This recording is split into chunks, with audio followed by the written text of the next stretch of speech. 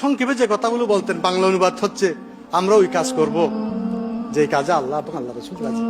আমরা ওই কাজ করব না যে কাজে আল্লাহ এবং আল্লাহ রসুল। ওই দরিয়াকে কুজাম বর দিয়া একটা সিন্ধুকে বিন্দুতে নিয়ে আসছেন, একটি কথা বলে। আর যে সাদা সিধা বাপ, আমরা ফন্তনামা একটা আমাদের মাদ্রাসায় পড়ানো হতো, শেখ ফরিদুদ্দিন আত্মার রহমতুল্লাহ, ওখানে একটি শের ছিল, জাহেরে খোদরা মায়া রায় ফকির তাকে গর্দত বাতেনত বদরে মুনির। হে ফকির, তুমি এত বেশ বুঝাই বেশি নিজেকে সাজিও না, যাতে তোমার অন্তর কি হয়, আলোকিত হয়। জাহেরি ভাবে সাধারণ পায়জামা পাঞ্জাবি টুপি, কোন এরকম হাপ্পা পীর আজকাল অনেক যে এরকম না, সাদা সিধা। এবং একটি ওনার যে বাণীগুলো আমাদের শক্তি যোগায়, একটি বাণী সৈয়দ আমার শিল্পী রহমতুল্লাহ এভাবে ছিল, সাদা সিধা মুসলমান বলো, ফকিরি টকিরি মত করো। আজকে যে যুগে মানুষ নিজের বয়ান নিজে দে, খারামতি বর্ণনা করার জন্য দালাল রাখে।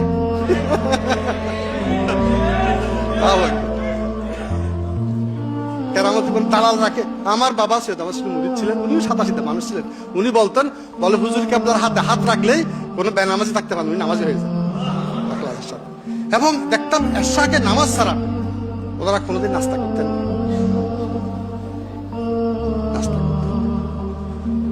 তো যে কথাটা বলছিলাম, সাদা সিধা, এটা নবীর সুন্নত। কোরআন শরীফে বারবার আল্লাহ পাক ঘোষণা দিয়েছেন, ওয়ানা নাম হে নবী আপনি বলে দেন, ওয়ামা আনা মিনাল মুতাকাল্লিফিন, আমি যারা বানাউটি করে তাদের কি অন্তর্ভুক্ত নই। আজকে যে মুসাহিবউদ্দিন বখতিয়ার সাহেব যে কথাটা বললেন আলোচনায়, যে বললেন যে এই যে মানুষের চোখে, বিশেষ করে আমিও একটু দূরে ছিলাম, কিন্তু এই যে সেই কমিটির এই করোনাকালীন খাদমাত, আমার নিশ্চিত বিশ্বাস ওখানে আউলিয়াদের একটা হাত আছে, শক্তি আছে। এই যে খাদমাত, আমাদের মধ্যে অনেক ত্রুটি আছে, আমরা সাধারণ মানুষ, ওনাদের যে যে আদর্শ থেকে হয়তো আমরা অনেক দূরে। আমরা দুনিয়ার স্বার্থের মোহ, আমাদের মধ্যে তকাব্বর আছে, আমাদের মধ্যে নিজেকে শো করার মানসিকতা আছে, আমাদের মধ্যে বিভিন্ন গ্রুপিং করার কি আছে, মানসিকতা আছে, অনেক কিছু। আমি ওনাদের অনেক এরকম গুণগান শুনেছি। সৈয়দ আব্বাস সিরকুরি রহমতুল্লাহ আলাইহি আল্লাহ প্রদত্ত এত ইলমের অধিকারী হওয়া সত্ত্বেও কোনো মাসালা জিজ্ঞাসা করলে বলতেন যে मैं लोगों को अल्लाह सिखाता हूँ, मुफ्तियों के पास जा। এটা হলো বিনয়, এটা হলো কি বিনয়, এগুলো তুমি জানাতে চাইতেন না, মুফতিও কে পাস যা। এই যে সাহেব রহমতুল্লাহ আলাইহির এই, আমার মনের মধ্যে একটা আফসোস, আমি ইউটিউবে দেখতে গিয়ে হঠাৎ দেখলাম আমার একটা তাকরীর, সূরা ইনশিরাহ আলাম নাশরাহ তাকরীর। যতই শুনি আফসোস করি, এত যারা উর্দু ভাষা বুঝেন সাবলীল উর্দুতে এবং ধরব্বরা অন্তর, যে কথাগুলো আসতেছে দিল থেকে আসতেছে, দিল সে जो बात निकलती है असर रखती है पर नहीं ताकत परवाज रखती है, অন্তর থেকে যে কথাগুলো বের হয় সেগুলোর একটা আলাদা পাওয়ার আছে। এই যে সূরা ইনশিরাহ যে তাফসীর উনি করলেন, একেবারে আমার অন্তর শান্ত হয়ে গেল।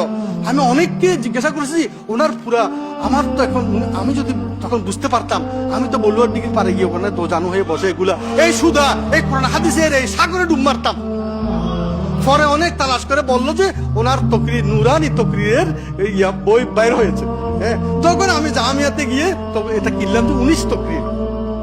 ওখানে দেখেন আজকে আমাদের হুজুররা যখন আলোচনা করি, অনেক এলোমেলো আলোচনা করি, এদিক যাই সেদিক যাই এই সেই। হ্যাঁ, আলোচনাগুলো এত কোরআনকে সামনে রেখে, হ্যাঁ, কোরআনের যে মশহুর শানে রাসালাতের উপর যে আয়াতগুলো, তৌহিদের উপর যে আয়াতগুলো, উনি প্রথমে কোরআনের আয়াত তেলাওয়াত করলেন, শাহে নজরুল বললেন।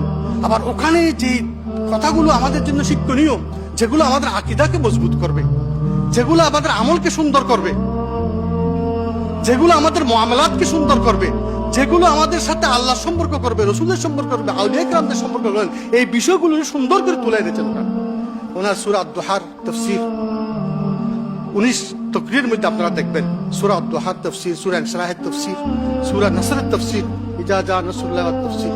আমরা যখন ছোট ছিলাম বুঝিনি, মাঝে মধ্যে উনি জুমার খুতবাতে, জমিয়তুল ফালাতে কি জুমা মসজিদে আমার পুরোপুরি নেই, আমি একবার ওনার খুতবা শুনেছিলাম। কি সুন্দর ঝলক গম্ভীর কণ্ঠে ওনার খুতবা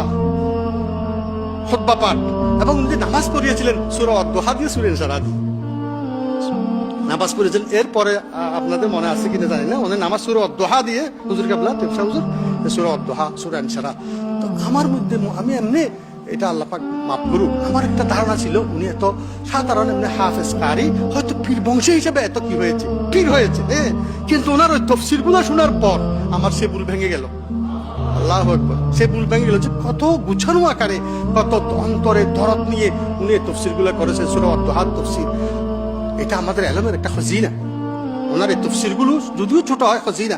আমরা ওনাদের থেকে দুইটা এলমের খজিনা পেয়েছি। একটা হচ্ছে মজমুয়ে সালাতুর রাসূল লিখিত আকারে, আরেকটা হচ্ছে আপনার এই 19 তকরির।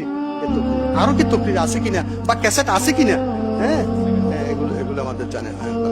আমাদের এই যে মজমুয়ে সালাতুর রাসূল, আরেকটা শিক্ষা দিন ধর্মের জন্য কাজ করা।